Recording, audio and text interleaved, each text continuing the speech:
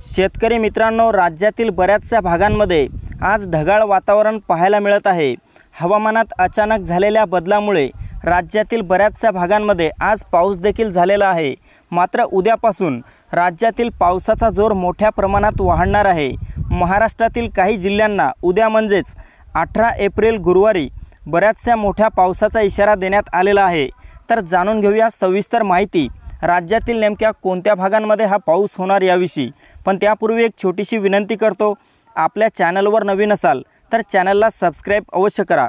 तर मित्रांनो, आपण या ठिकाणी पाहू शकता उद्याच्या दरम्यान राज्यात सर्वाधिक पावसाचा जोर कोल्हापूर तसेच राजापूर, रत्नागिरी, रायगड, सिंधुदुर्ग आणि सांगलीच्या काही भागात पाहायला मिळेल।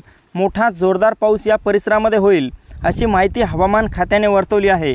मात्र महाराष्ट्रातील उर्वरित ठिकाणी पाहिले असता सातारा, पुणे, अकलूज, सोलापूर, पंढरपूर आणि सांगलीच्या काही भागात तसेच मराठवाड्यातील लातूर, धाराशिव, हिंगोली, परभणी, नांदेड तसेच छत्रपती संभाजीनगर, जालना आणि अहमदनगरच्या परिसरामध्ये ढगाळ वातावरणासह हलक्या ते मध्यम पावसाचा इशारा उद्याच्या दरम्यान हवामान खात्याने दिलाय।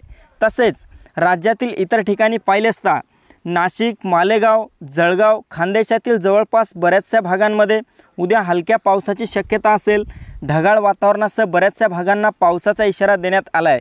तसेच कोकणात देखील पावसाची परिस्थिती उद्याच्या दरम्यान निर्माण होईल। यामध्ये पालघर, मुंबई, ठाणे, रत्नागिरी, रायगड, सिंधुदुर्ग, राजापूर, सावंतवाडीच्या परिसरामध्ये उद्या पाऊस झालेला पाहायला मिळू शकतो। विदर्भात पाहिले असता विदर्भातील अकोला, अमरावती, बुलढाणा तसेच गोंदिया, चंद्रपूर, गडचिरोली, नागपूर, भंडारा या सर्वत्र परिसरामध्ये ढगाळ वातावरण असेल। 1-2 ठिकाणी उद्या रात्रीपर्यंत हलक्या सरी देखील झालेल्या पाहायला मिळतील।